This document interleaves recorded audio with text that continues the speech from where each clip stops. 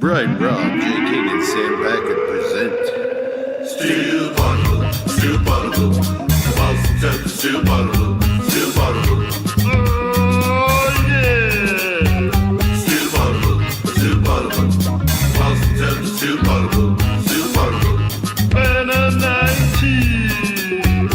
Jalen Brown, D. White, Crazy Joe. Steel Bottle, Steel Bottle. When Tatum coming back. Steel Bottle, Steel Bottle, Steel Bottle, Steel Bottle. Boston Celtics, Steel Bottle, Steel Bottle. Oh yeah! Come on, don't get the next generation. Guy wants to win. Let's go, you motherfucking Celtics. Let's go, baby. Let's go. You motherfucking Celtics. Let's go. Let's go, baby! Welcome back to Still Potable, the best Celtics podcast here on Al Gore's Internet. I am Sam Jam Packard, joined by the great Brian B. Robb of MassLive.com, Celtics beat reporter. He's been covering the team for over 10 years. Also joined by Jay King, the god, the legend himself, Celtics beat reporter for The Athletic. Also been covering the team for 10 plus years. We have over 30 years of Celtics experience, and that's why we are Still Potable. That's why we're the greatest Celtics podcast of all time. Today, we are brought on the CLNS Media Network. We are brought to you by Prize Picks. Use promo code CLNS if you want $50 after your first $5 deposit. And if you want more Still Potable, if you want podcasts for you every single day, if you want coverage from Jay and B-Rob, who are at Celtics practice, they are covering every single game, go to patreon.com/stillpotable. We'll have a podcast for you every single day of the week. Now, not a lot has happened since we last all checked in. They had a loss. The Celtics had a loss to the Milwaukee Bucks in Milwaukee, a kind of an ugly game. Practice yesterday. Jay, what was the mood of the team at Celtics practice? I also have a proposal after this for what we should talk about right now. If we propose away. I don't think Jay has anything to say about it. Here's the thing. We're 25 games in. Nice little checkpoint, gap in the schedule. I want to do, this team is 15-10. I want to do a 6-pack. 6 most surprising developments about the season, about the 25-26 Boston Celtics. The most surprising development is that we were podcasting during fucking Bills Patriots. That is the most surprising development. I was devastated this morning. I sent out the text this morning. What time you guys want to podcast? And it was like early afternoon. Early afternoon. And then I asked what time. 1. I gave 3 choices. J. King, you're a millennial. You can able to watch things on a second screen like you are playing. Should we put a second screen up with the game right now? Within the podcast? We can do that, right? We can just... Yeah, you can rebroadcast the NFL. Yeah, that won't get us in trouble. I don't think that's too smart. We'll stay away from that. But yeah, let's 6-pack about that. All right. I'm going to go first because this is the most obvious pick there is, and then I'm going to really struggle for the last pick. Jordan Walsh, I think, has to be the most surprising element of this Celtics season. I think we always knew that he was a talented defensive player.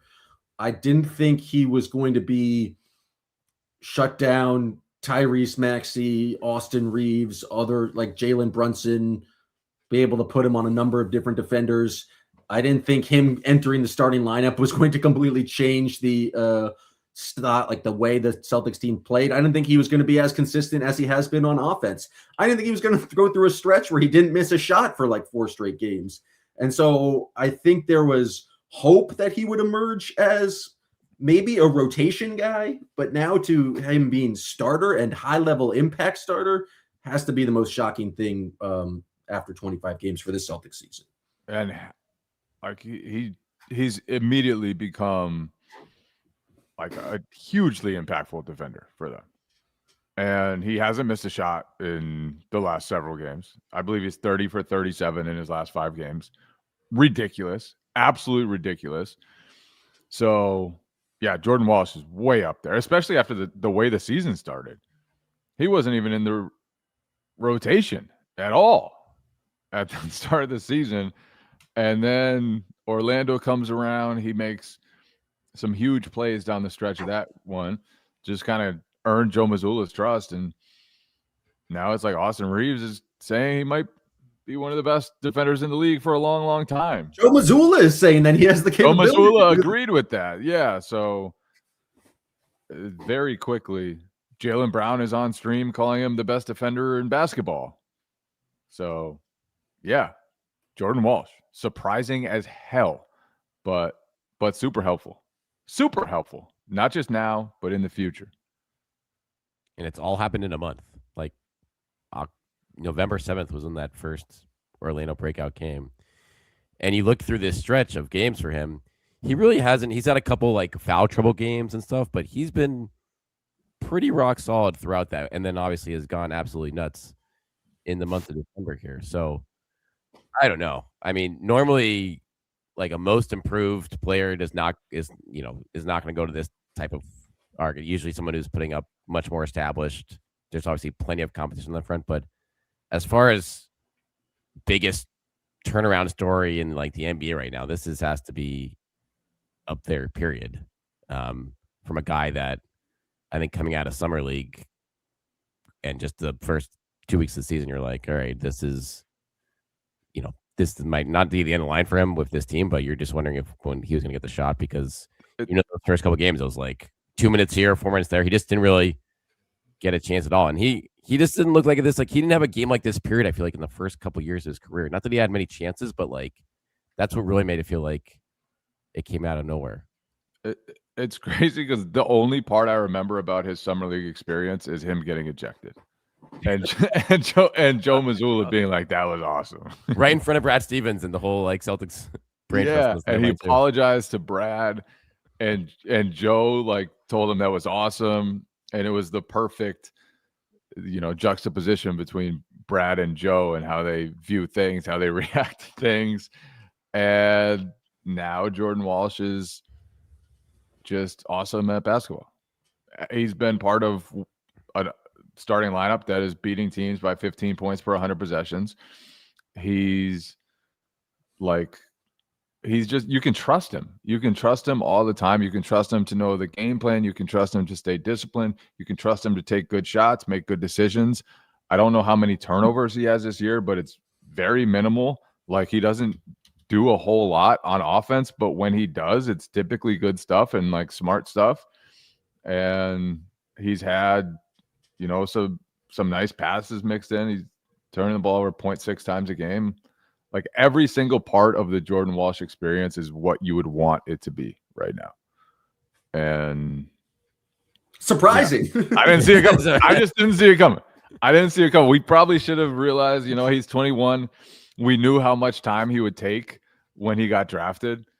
And it just took a couple years, and it took him developing, him getting confidence, and now he's ready. All right, B-Rob. You can get the next one. Number 2. I am going with the Celtics offensive rating in 2025-26 being better than the 24-25 Boston Celtics. It's been that way for a couple weeks now, and it still boggles my mind that they've gotten here to this point. Now, how much credit that you want to give to Jordan Walsh? I'd say like the majority. I think that's him going shooting 80% from the field is a pretty big deal. But I just wondered how they would be able to put this together with the talent going out the door and to reach the level they've gone to, which is essentially maximizing what they did before, even better from a 4-factor standpoint, and then becoming a far above average offensive rebounding team. And that, I think, shift is what's propelled them to being at this level right now, where they are still third in the league through 25 games, just behind the Nuggets and the Knicks, not by much. And they're doing it without Derek White or Peyton Pritchard's shooting numbers being anything close to above their career averages at this point. So it's, I think, a credit to the players. It's a huge credit to Joe Mazzulla that they're at this point offensively this quickly. And I think that's a cruise of them being like where they are in the standings without a doubt. Like this offense has been humming at a level that I don't think few anticipated entering this year. I knew they'd be good on offense.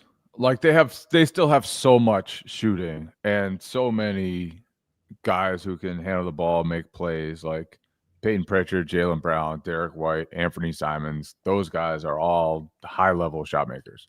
And then you add Sam Hauser. Like, just they have a lot of high-level shot makers. Where I didn't know how it would work is, would they still be able to take care of the ball like they used to? Yes, they lead the league still. Would they? And the offensive rebounding piece that B-Rob's talked about has been huge, and they're getting offensive rebounds from a lot of different sources. They sat Luka Garza, who's a great offensive rebounder, and are still offensive rebounding pretty well since then. Nemi has been a force. Jordan Walsh has been rebounding everywhere.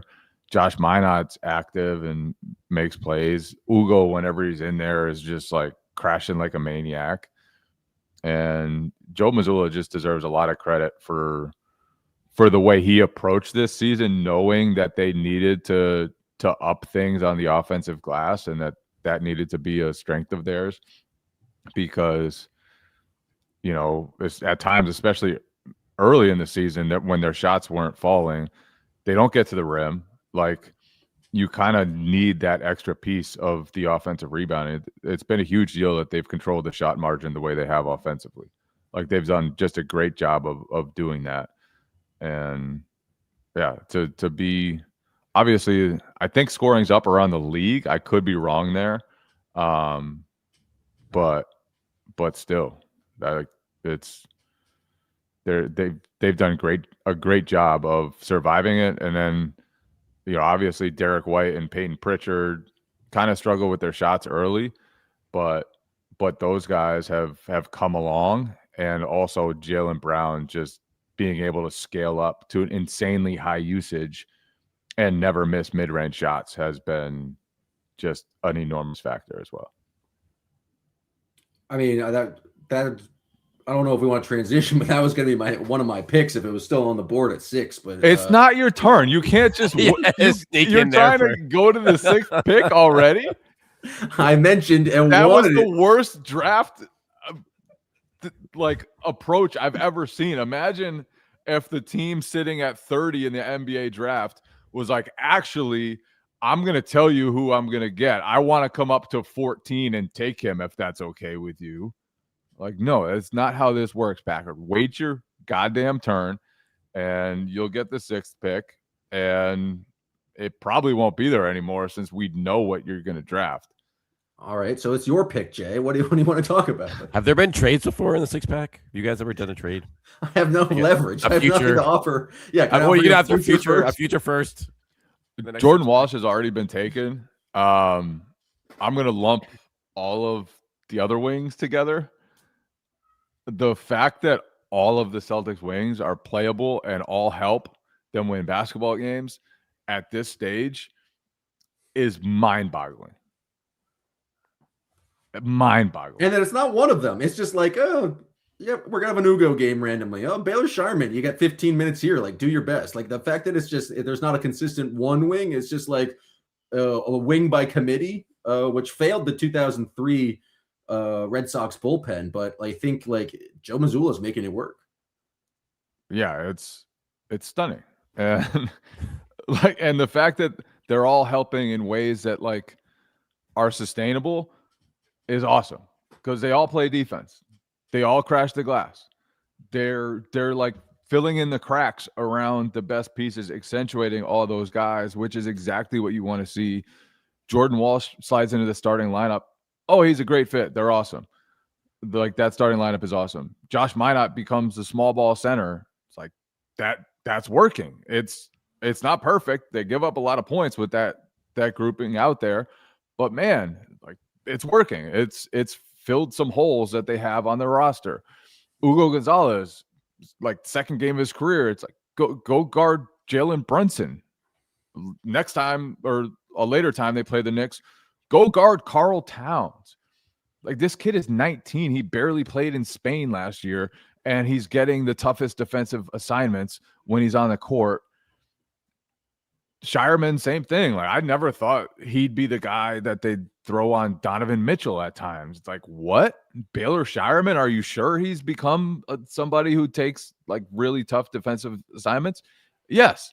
And so these guys are just advanced at the stuff you need them to be advanced at, which is defend, crash the glass, be energy guys. And again, I give Joe credit because he's just kind of weaponized them as super high energy guys, and he changed the team's defensive style to sort of accommodate that. And they got more aggressive defensively. They're doing different things than they did when they had Kristaps Porzingis and Al Horford and Luke Cornett around, and all these wings, like, they're keepers. They're helpful. I did not see all of them hitting. It's like just baffling. And the thing that like is still baffling to me is that he's able to. There's not like a consistent rotation. It's like any guy could play any night, and I feel like I've heard in the past, like, struggling with not knowing where your minutes going to be from is really hard for NBA rotation players. But all of these guys seem to be thriving in this kind of chaos where, I think it helps that they're young and they're all kind of trying to prove themselves in the NBA. But Joe has really fostered a mentality and approach where, like, you have to make the best of your time in the game. And there's not like no one really knows when their minutes are going to be coming or how many minutes they're going to get. But all of those guys, all of those wings seem to be thriving in this environment where playing time has not been consistent for any of them. And no matter what happens, they're going to come in and kind of give their best effort.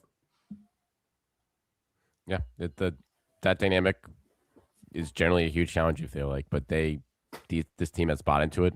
Like, they're certainly those guys have the mentality to be able to accept that, being like, nothing has been given to us in our NBA career, and we're gonna have to earn everything we get, and it's gonna change night to night, matchup to matchup. And I am missing a Drake May masterpiece right now. He's got 2 rushing touchdowns. They're up 14-0. Everyone disrespected the Patriots. They were underdogs at home. They're 11-2. They already exposed the fraudulent ass Bills in Buffalo. And then they haven't lost since week 2, week 3, whatever it was. And they're underdogs at home. Show some respect to Drake May. Show some respect to Mike Vrabel. It's time to fucking give these guys their flowers.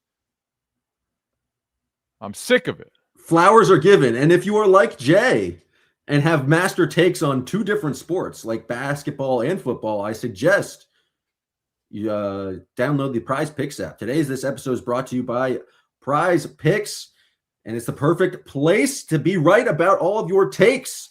And if you want to have multiple sports takes, like the Celtics might be good or the New England football team might also be good, Prize Picks is the place to do it because you can just choose more or less on a number of different statistics across different sports.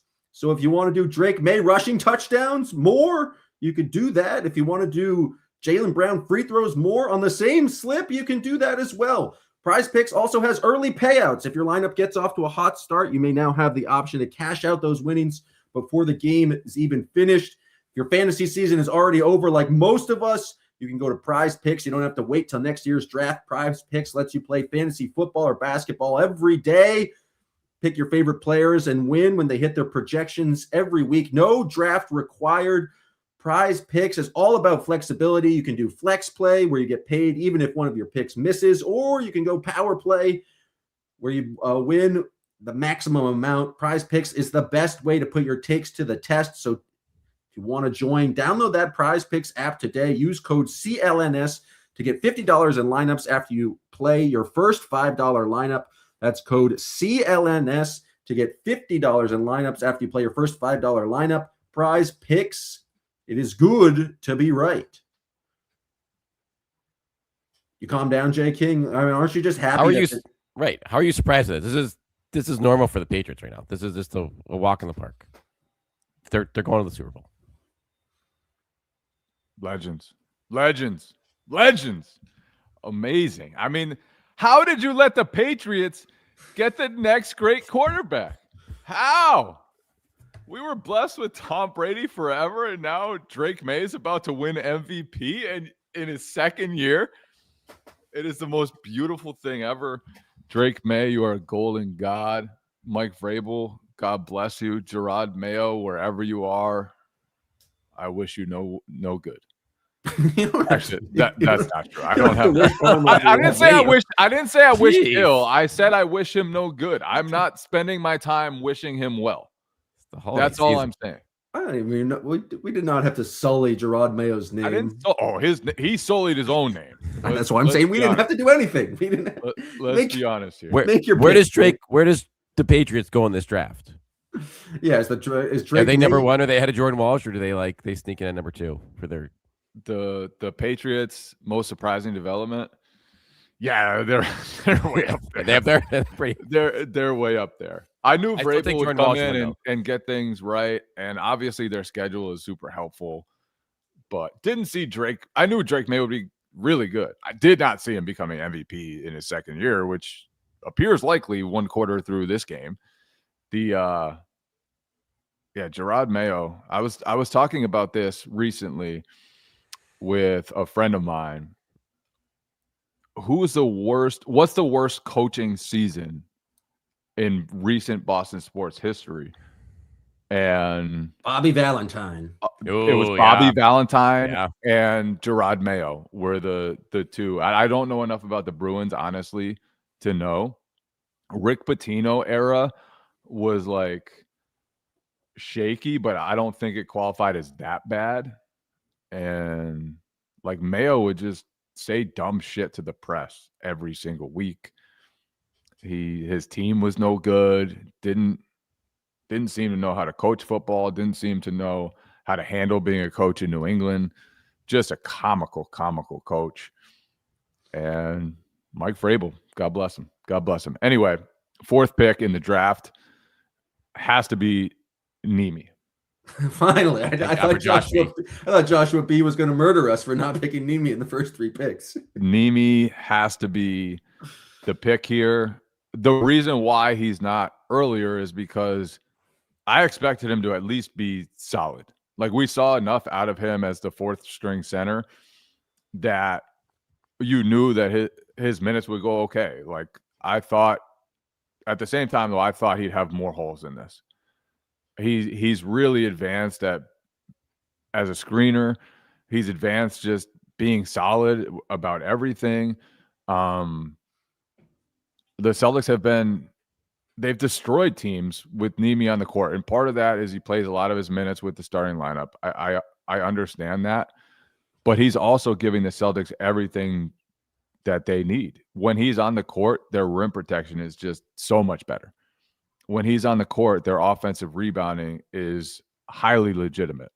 And like he's given them everything that they need. And like there's no doubt now that Nemi can be, whether he's your starter or not, that he can play a big role on your next team that you expect to compete for a championship. And I didn't know that would be the case coming into this year. He's answered a lot of questions, and like just another yes for them. Like feels like all the questions that were like these things need to go right for the Celtics have gone right so far, and Nemi's one of those. Without a doubt, it's the defensive on-off numbers with him are incredible for this team right now. And you wonder, you've not only established himself as a legitimate backup center on a like contending team you could rely on, but now it's the question's like, yeah, could Nemi play 20 to 25 minutes a game on a team starting like next season with a stretch option behind him? Now looks entirely legitimate. And to come all the way from there, and when you look at what's gone well for their offense as well, I feel like his offensive rebounding is like a very sneaky, like huge thing for this team when he's on the court. Like he has been a monster down there throughout his career when he's gotten opportunities. But now that the defense is kind of He's short of it. It isn't perfect by any means. Like he has his weak spots there, but it's all around Packard. It's like he's come so far in just a couple years. He's And sixth in the league in offensive rebound percentage. Yeah, like that's and the ridiculous. other guys in front of him, other than Musa Diabate, who nobody knows except me. I loved him at Michigan. Hornets Packard. I was the highest You- Musa that was your guy. Diabate guy. If you look at my tweets about Musa Diabate, they're way too complimentary. But then it's Donovan Clingan, Andre Drummond, Jalen Duren, Isaiah Hartenstein, and Nimi. Right. Like just monsters. And all these guys are under contract for like nothing next year is like the crazy part. Like as far as like the front office hitting on all these things they need to hit on, and not just for the now, but being like, this is going to be there when it really matters next year.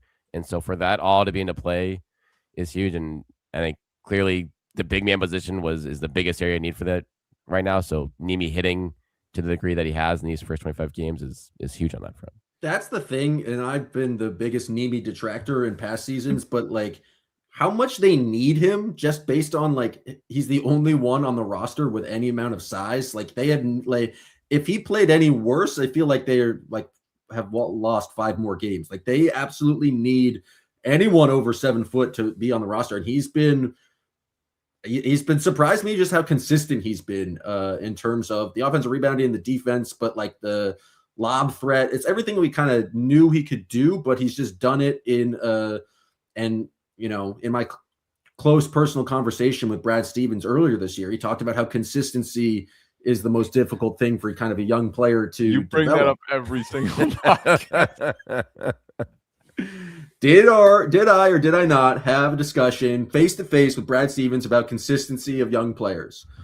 You Yes. did. Was I lobbying for them to extend Josh Minot after 3 games into the season? Also, yes. Did he think I was a fool? Absolutely. But the point remains that the consistency of Nimi is, I think, the biggest surprise to me, because I think we always knew he had the lobs, he could do the blocks and the offensive rebound, but he's putting together night after night in a way where just the numbers are insane. And it's like, frankly, they need it because, Jay, you mentioned like the small ball lineup or Minot at the 5 minutes, like those have been okay, but they're not like if Nimi goes down, I just don't know what they do at center, save for like Amari Williams minutes. Like they just don't have size on this roster whatsoever. So they need him to give them that solid 25 minutes a night. Well, to be fair, the Minot at center lineups are plus 11 per 100 possessions, just about. So they've gone really well. Now they're playing against bench units a lot of the time, and so you have to factor that in. If he started at center, don't know how well that would go, but those minutes are going really well. Their offense has exploded during those minutes, and somebody might want to pick that. Just saying. Bum, bum, bum. I'm up. I'm not going to pick that. That is a tempting one. I'm not going to go there. I'm just going. This is a full circle of our conversation here. And Jay and I hit on this a bit in last week's pod, but I still can't believe it after 25 games here. The fact that we're talking about like this team is worthy of adding to is, I mean, surprising development on so many levels. Given what the offseason was, what the outlook for this team looked like without Jason Tatum in the fold. But now the confluence of factors here that are all coming together being like the wings have hit. Tatum is progressing very well, and a return this season looks incredibly reasonable at this point.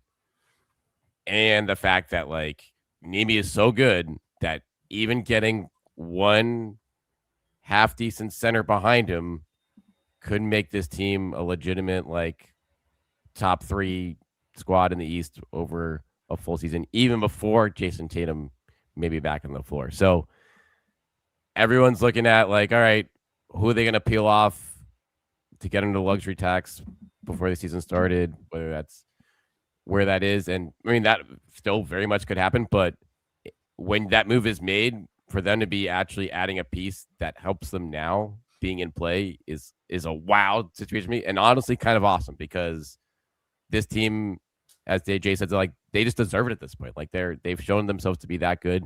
The East is that meh, I think, to like on both sides of it. And I know after the way the Pacers went through last season, it's like you don't want to really throw a season away at this point. I think when you have enough talent, front end talent like this, and then enough emerging talent on the coming from the sides as well. I was I think never really was buying into the tank talk before the season. Like I just thought there was like too much talent on this roster, but I thought they would be more middling. And I think the real thing that this team has benefited from is they've been very healthy for this entire season. And Jaylen Brown has missed one game so far, and we've had other guys miss a couple of games, but this is the kind of, when you're talking about what needed to go right. I think Jay and I did a podcast. It was like, what is the ceiling of this team? And we talked about what needed to go right. Like health was one of the most important things because they needed to have all these guys on the floor. And so I think that's a major contributing factor is that they just they've had basically the majority of their team for this entire 25 games. Yeah, that's been huge. And you say that like with the very notable exception of Jason Tatum, who's first team All-NBA and has missed every single game so far. But yeah, having everybody else is huge. And I still don't know how things would go. They would have a better chance of surviving an absence than I thought they would entering the season, because I thought they would be a very thin team. And instead, they can go like 11 deep. And they have wings everywhere. And all these guys that we didn't think, or we didn't know if they could play, they can play. So basically everything's gone well, except Chris Boucher has not been capable of playing minutes. And Xavier Tillman did not bounce back after last year. But Tillman's and Luka been fine. Garza was benched after 2 weeks. And Luka Garza was benched after 2 weeks. And the minutes with him have been pretty ugly. Not necessarily like just him, but the team cumulatively has not succeeded with Luka Garza on the court. But even that, like, unleashed Josh Minot at center, and that's been really good. So you always have better alternatives. Like it's almost like they didn't do, like they turned away from those guys. It's like, listen, we have to, like, the small ball has been better, and the numbers bear that out. Yeah, and Joe's leaned into the numbers in this case, at least, and gone with what works. And I think he's done just a fantastic job. Like, cannot speak enough about how great he's been this season, about finding an identity for them. That, like, this could have been, they lost so much. They lost so many established pieces. They lost so much of their fabric that this could have been a year that the Celtics spent just trying to figure out what they have. Instead, Joe realized very early on what they need to be to succeed. They've been exactly that, where they play really hard. They rely on youth. They, shuffle guys in and out.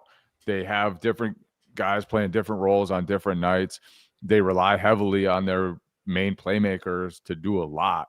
But those guys have been up to the task. Like Joe has pressed a lot of right buttons, and when he hasn't pressed the right buttons, he's adjusted quickly to find the answers. He's been great. He's kept the minutes down too, Jay, of like the top guys on top of all that. And I think part of that is just like it's essential. Like they're playing hard minutes right now because they are picking up,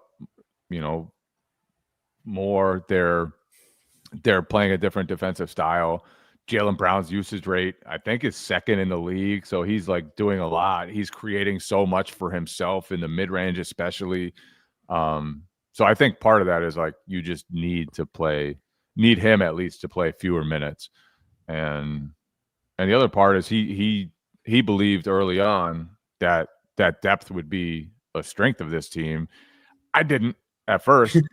Now it seems pretty clear, but what a great start for the Celtics, other than watching Bobby Portis and Kyle Kuzma become Dwayne Wade and LeBron James, as Jaylen Brown put it. I mean, that's going to happen sometimes. Do you guys remember 20 minutes ago when I was thoroughly mocked for revealing my draft strategy of what I was going to pick in my final pick, and then seemingly no one picked it, and now is available to me at the 6th pick? The I most actually forgot what you were going to say, so I was going to do it, but I Exactly. forgot. I so that remembered. backfired. Jaylen Brown is shooting in the mid-range is absolutely insane. He is leading the league in 2-point attempts. He has his best field goal percentage in his career, his best true shooting percentage in his career. He just doesn't miss from the mid-range. He has changed the long two into an efficient shot for him. Like, it's like the long two is the bane of analytics, but if you are knocking down, what is he at now?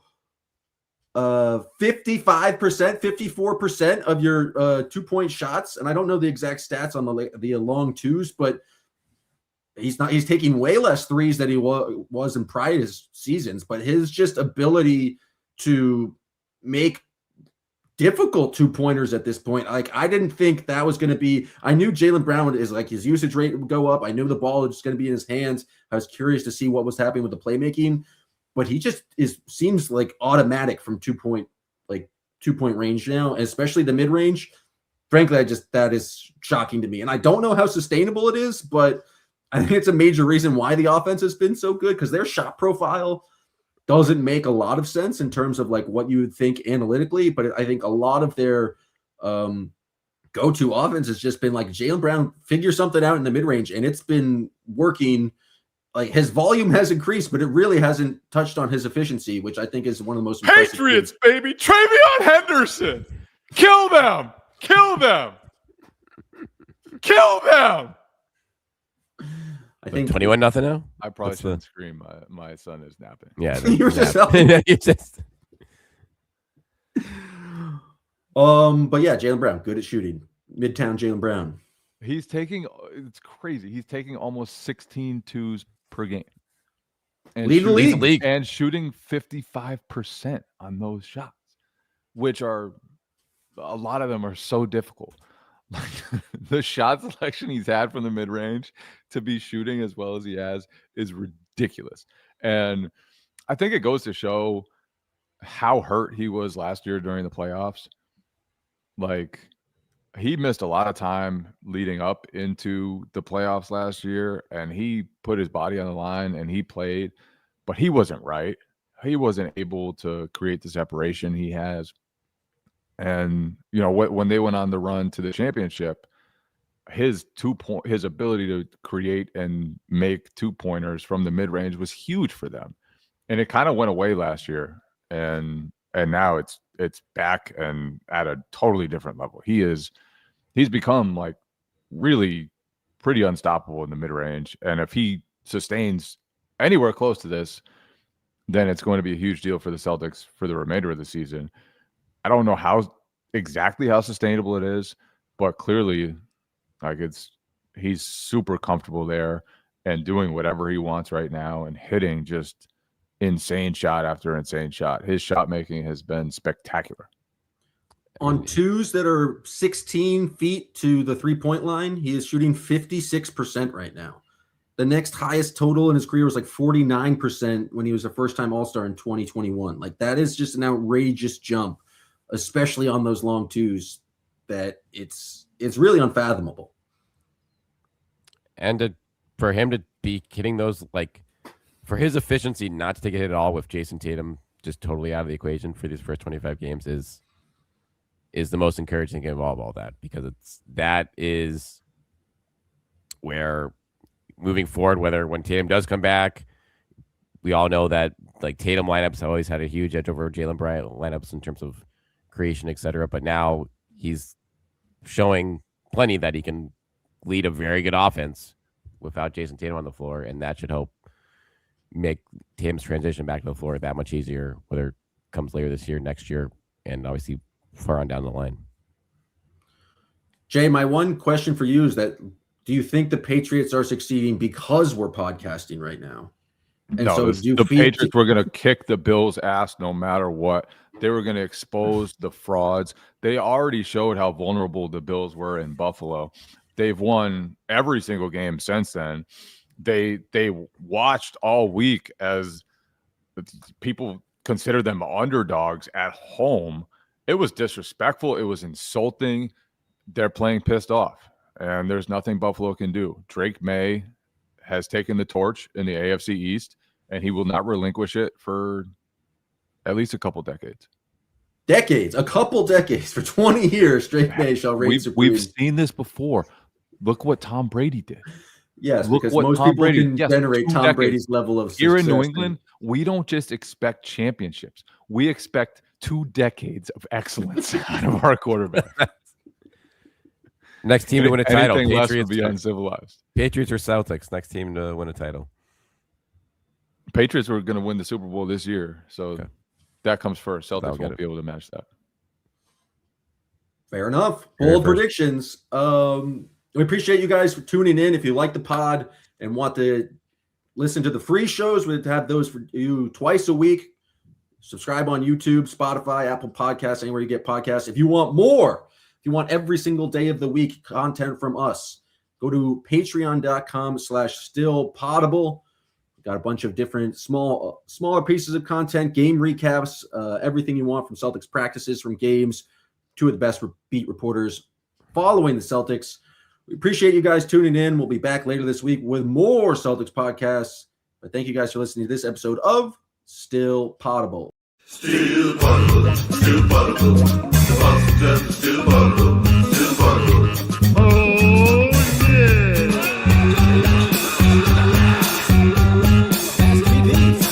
Slow down from eating and drinking and all that wild stuff.